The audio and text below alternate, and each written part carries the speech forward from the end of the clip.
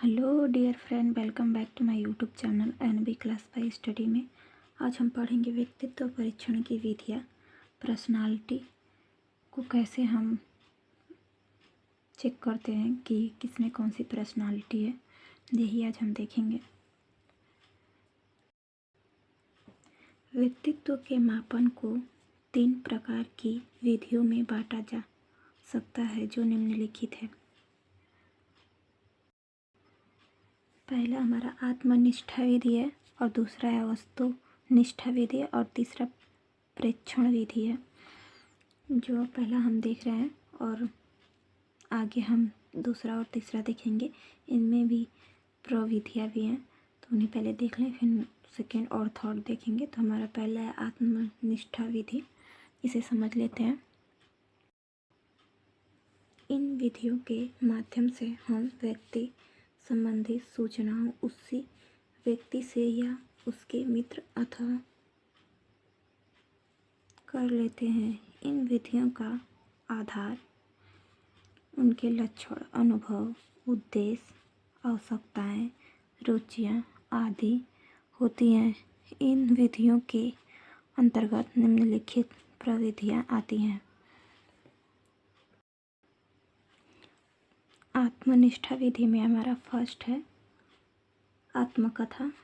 इस विधि के द्वारा अध्ययन किए जाने वाले व्यक्ति के व्यक्तित्व गुणों को कुछ शीर्षकों में बांट दिया जाता है, जिसके द्वारा वह अपने अनुभवों, उद्देश्य, रुचियों और अभिवृत्तियों का विवरण के आधार पर निश्चित मनोवैज्ञानिक निष्कर्ष निकालते हैं। वैसे ही सेकेंड है व्यक्ति अवृत्ति इतिहास।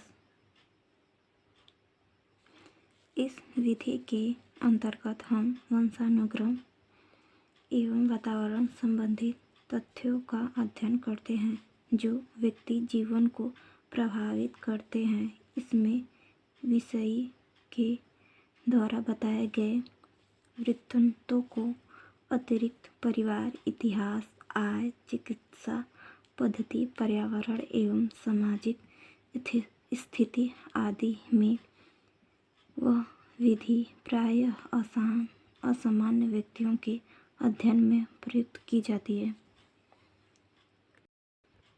वैसे ही हमारा तीसरा है आत्मनिष्ठा विधि में साक्षात्कार विधि। इसमें साक्षात्कार विषयों को आमने सामने बैठाकर बातचीत कराते हैं। इसमें साक्षात्कार लेने वाले मनोवैज्ञानिक विषय के प्रेतों, अभिवृत्तियों तथा लक्षणों का मूल्यांकन करते हैं। वैसे ही हमारा फोर्थ है सूची विधि या प्रश्नावली विधि।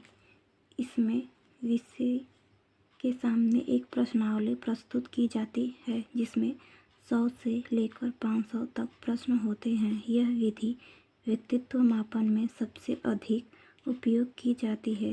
विषय प्रश्नावली को पढ़ता जाता है और अपने उत्तरों को स्पष्ट करता जाता है।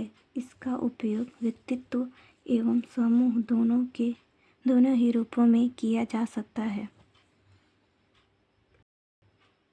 वैसे ही आत्मनिष्ठा विधि फर्स्ट था, वैसे ही हमारा वस्तुनिष्ठा विधि सेकेंड है। इसके भी कुछ सब टॉपिक्स हैं, उसे भी हम देखेंगे। ये विधियाँ इस तथ्य पर आश्रित हैं कि उसका प्रत्यक्ष व्यवहार अवलोकनकर्ता को कैसा लगता है। यह विधि भी बुद्धि, रुचि एवं अभिरुचियों के आधार मानक क्रियाशील होती है। ऐसे वस्तुनिष्ठा विधि में हमारा फर्स्ट है नियंत्रण पर निरीक्षण। इस विधि का प्रयोग मनोवैज्ञानिक प्रयोगशाला में ही संभव है, क्योंकि पर्यावरण एवं विषय को नियंत्रित में लेकर कार्य करना कठिन है।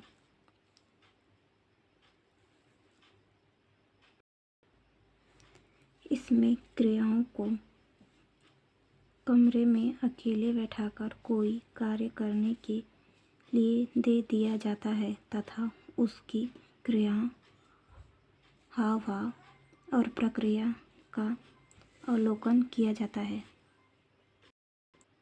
वैसे ही हमारा सेकेंड है क्रम निर्धारण मापन। क्रम निर्धारण मापन में गुणवत्ता व्यवहार का अवलोकन किया जाता है।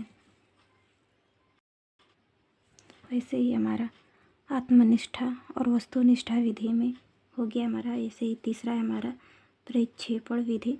इसको भी हम समझ लेते हैं।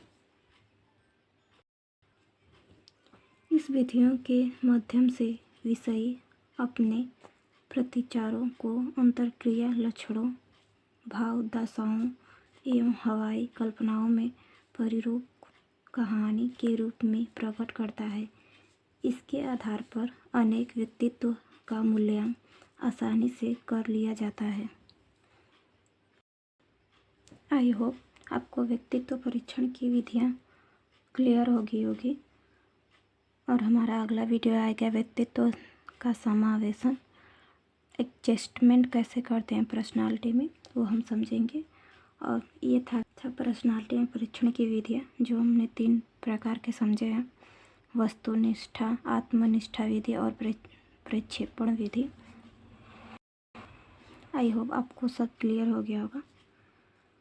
अगर आपको वीडियो अच्छी लगी तो प्लीज़ लाइक करें, शेयर करें और सब्सक्राइब करें। Thank you for watching my video.